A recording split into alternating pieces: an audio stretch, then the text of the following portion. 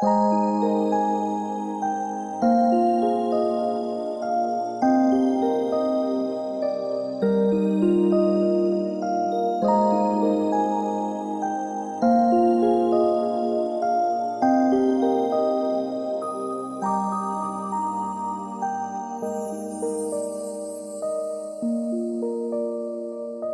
les amis taureaux, j'espère que vous allez bien. Bienvenue dans votre guidance générale pour le mois de janvier, pour les signes lunaires, les ascendants et les signes solaires en taureau.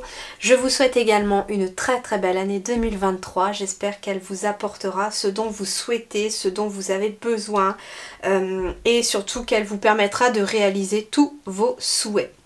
Voilà, alors déjà c'est un mois de janvier qui va très bien commencer pour vous puisqu'on me parle d'équilibre, de retrouver une certaine tranquillité intérieure, un certain apaisement. On vous parle aussi peut-être de tempérer les choses à l'intérieur de vous ou une situation qui se tempère. Alors on va compléter avec l'autre que j'avais vu, hein, mais voilà. Alors il est question du 2 de coupe. Alors le 2 de coupe, nous sommes dans les émotions et les sentiments. Donc il est peut-être question de tempérer ses émotions, peut-être par rapport à une nouvelle relation, par rapport à un couple, par rapport à une association, un partenariat. En tout cas, il s'agit ici peut-être de deux personnes. On est en tout cas sur aussi un équilibre intérieur qui revient. La tempérance, c'est un petit peu aussi cet apaisement intérieur. Je sens vraiment un apaisement intérieur qui arrive grâce à peut-être une nouvelle relation, grâce à un nouveau contrat, un nouveau partenariat. On est aussi sur un apaisement aussi de votre dualité intérieure pour certains ou certaines d'entre vous aussi. Hein. À travers peut-être, on va voir hein, justement ce qui peut apaiser vos émotions. Mais j'ai l'impression que la dualité intérieure là, elle s'apaise.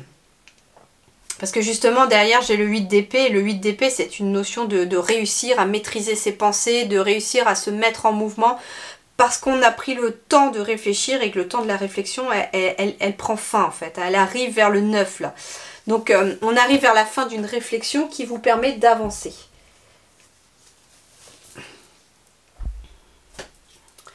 Alors voyons voir ici. Nous avons le 2 de printemps.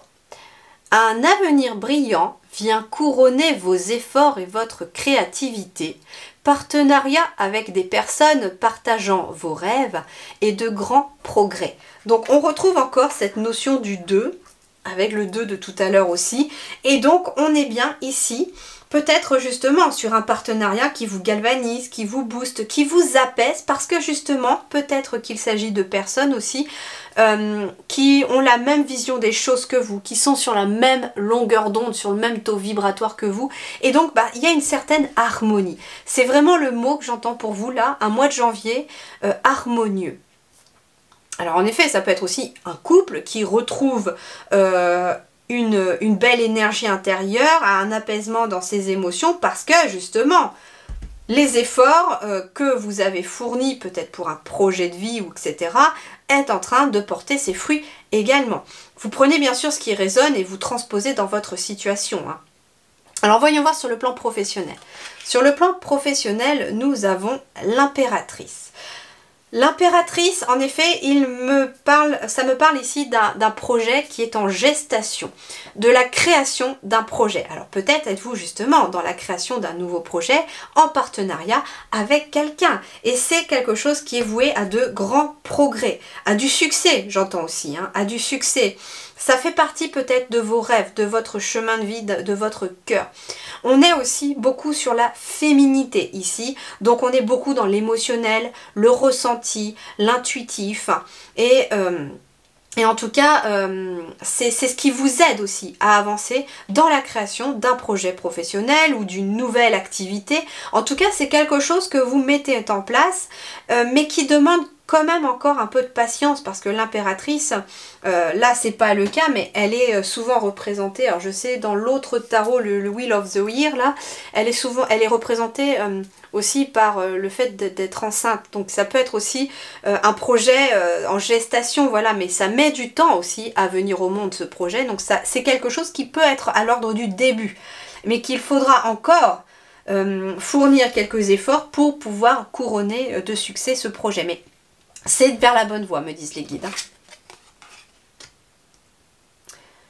On me parle avec la croix ici déjà de garder confiance en vous par rapport à un projet, de croire en vous par rapport à ce projet. Ça peut être aussi quelque chose qui fait partie de votre chemin de vie, on me dit.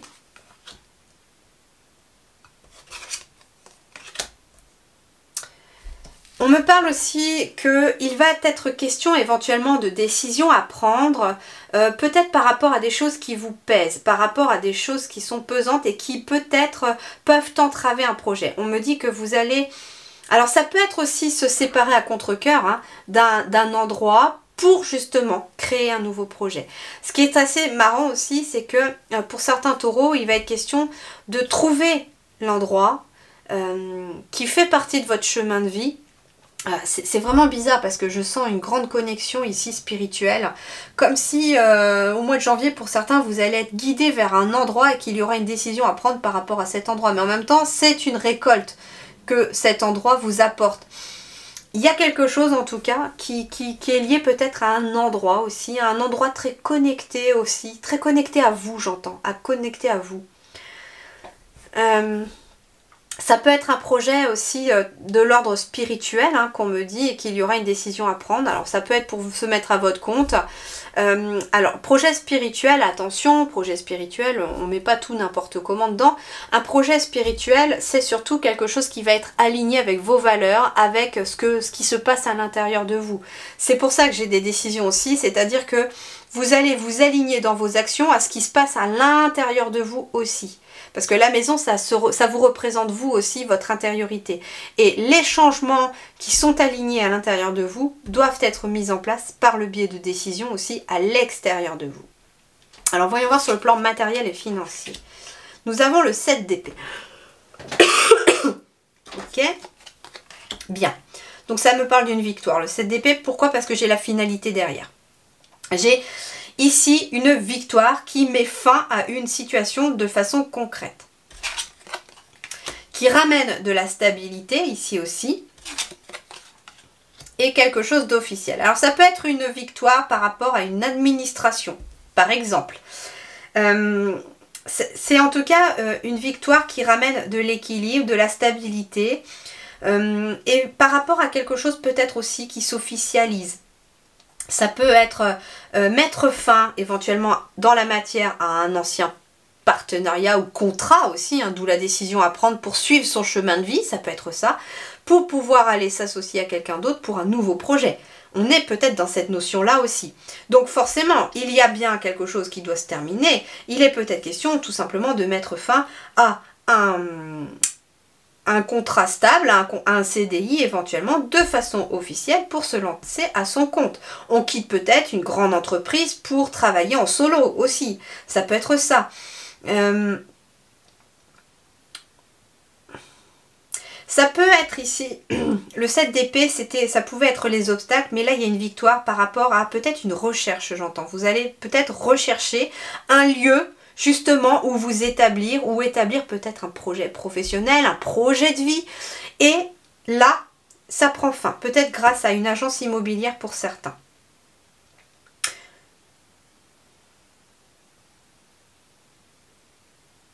En tout cas, il y a cette notion de stabilité qui revient et qui permet de mettre fin à tout ce qui vous tracassait. Alors, voyons voir sur le plan sentimental maintenant.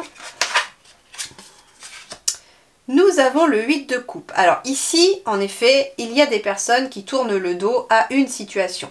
Ça peut être des personnes ici qui décident de partir, de quitter une relation, pas forcément amoureuse. Hein. Attention, parce qu'en effet, comme j'ai des choses qui bougent sur le plan pro, ça peut être une relation professionnelle que vous décidez de quitter pour aller vous lancer dans autre chose. Mais le 8 de coupe, c'est tout ce qui est les sentiments, les émotions. Et j'ai quelqu'un qui tourne le dos à toutes ces coupes, en fait, à toutes ces émotions pour se lancer finalement dans quelque chose d'autre, pour changer de direction. C'est marrant, j'avais jamais percuté qu'il y avait une taupe là non plus. Alors la taupe, eh ben, la taupe finalement, elle symbolise quelque part l'animal qui ne voit pas. Hein, l'aveugle, ça peut symboliser aussi quelque chose qui est sous terre, vous voyez, parce que les taupes elles vivent sous terre justement, elles font leur réseau sous terre et j'ai l'impression que vous quittez éventuellement une relation qui n'était pas claire. Peut-être que vous quittez justement toutes les relations qui n'étaient que des illusions pour vous. Hein. J'entends que vous étiez peut-être aveugle dans une relation, pour certains ou certaines, comme je le précise, elle n'est pas forcément amoureuse. Et que là, vous quittez le dos, justement, vous tournez le dos à quelque chose qui vous était aveuglé. Alors voyons voir. J'ai la maison, j'ai la nouveauté, le nouveau chemin, et j'ai... Bon, il peut s'agir en effet d'une relation professionnelle, hein, parce que ici j'ai la hiérarchie, le patron. Donc ça peut être en effet quelqu'un qui quitte finalement... une relation d'entreprise dans laquelle finalement on était peut-être aveuglé par la hiérarchie, où on vous promettait des choses et qui n'arrivent jamais, et pour se lancer finalement dans quelque chose d'autre qui est beaucoup plus aligné avec vous. Ça peut être aussi de quitter un lieu pour aller vers un nouveau lieu. Et avec la carte de l'ours, il est peut-être question de financier. Donc ça peut être en effet une transaction. Alors j'entends ici qu'il pourrait y avoir une visite, vous allez peut-être faire visiter votre maison pour la vendre et qu'il y a une transaction qui va aboutir à une des visites. Il est peut-être, mais en effet on quitte finalement quelque chose, un lieu qui ne vous convient plus. On quitte des relations qui ne vous conviennent plus non plus. Ça peut aussi être un de vos enfants qui quitte le nid familial aussi, c'est ce qu'on me dit, hein. Ici, l'ours, c'est le parent aussi, et ça peut être justement un enfant qui quitte la maison, qui, vous voyez, il tourne le dos à la maison, mais il reste quand même pas loin de ses parents, ou il reste proche de ses parents. C'est pas parce que l'enfant s'en va du nid qu'il ne reviendra pas, au contraire. Ça peut être aussi dans ce genre de choses, c'est ce qu'on me dit. Bon, j'ai rien d'autre qui vient pour l'instant, on va continuer, peut-être qu'il y a autre chose qui viendra après. Alors, ici j'ai le valet d'épée, ici pour vous les taureaux. Le valet d'épée, on est bien sur une nouvelle énergie. Hein. On a quitté le 9 et le 10, qui était vraiment la fin du cycle, l'aboutissement du cycle, pour amorcer un nouveau cycle avec ce valet d'épée. Mais ce valet d'épée, pour l'instant, c'est que une représentation finalement... de ce qui se passe à l'intérieur de vous. Les épées, c'est bien le mental, c'est l'intérieur. Donc il y a quelque chose au niveau du mental qui est en train d'émerger vers une nouvelle énergie. En effet, on me parle ici de la clé, d'une solution. Alors ça peut être justement quelqu'un qui réfléchit à un nouvel endroit. Hein. On est quand même 2 fois la maison qui est tombée ici pour vous. Et il y a des décisions qui sont en lien peut-être à prendre avec un lieu. Pour s'établir peut-être dans quelque chose. Alors ça peut être quelqu'un qui veut quitter la campagne pour aller vers la ville, ou qui au contraire quitte la ville pour aller vers la campagne. Mais en tout cas, il y a beaucoup de réflexions intérieures en lien peut-être avec justement un lieu ou à la recherche aussi de solutions. Et d'ailleurs, c'est cette nouvelle énergie qui se met en place à l'intérieur de vous qui amène aussi les solutions. On me parle de l'énergie féminine, mais on est sur la lune aussi, qui est aussi l'intuition. Et finalement, l'énergie féminine, on l'a retrouvée aussi dans l'énergie de l'impératrice, hein, qui est l'énergie féminine par excellence. Et donc forcément, on se reconnecte aussi peut-être à sa partie féminine, à son intuition, à ses ressentis, à ses rêves.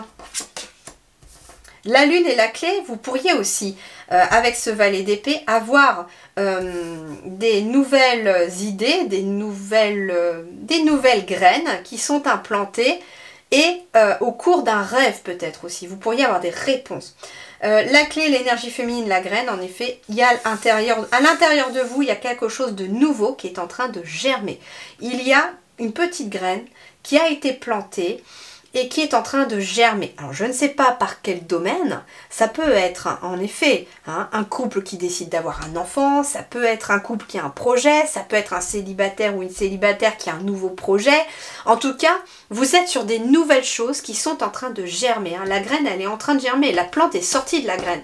Donc ça veut dire que en suivant votre intuition, des solutions sont émergées, sont amenées à vous et amènent aussi de nouvelles possibilités. Voilà les amis taureaux, en tout cas j'espère que ça vous a plu cette guidance. Vous allez en tout cas je pense avoir un très bon mois de janvier, ça va bouger, il va y avoir des décisions, mais justement suivez votre cœur et attention au mental pour ne pas vous laisser un petit peu aveugler par ce mental qui pourrait parfois causer certaines peurs et vous empêcher d'avancer vers la direction que vous avez à prendre.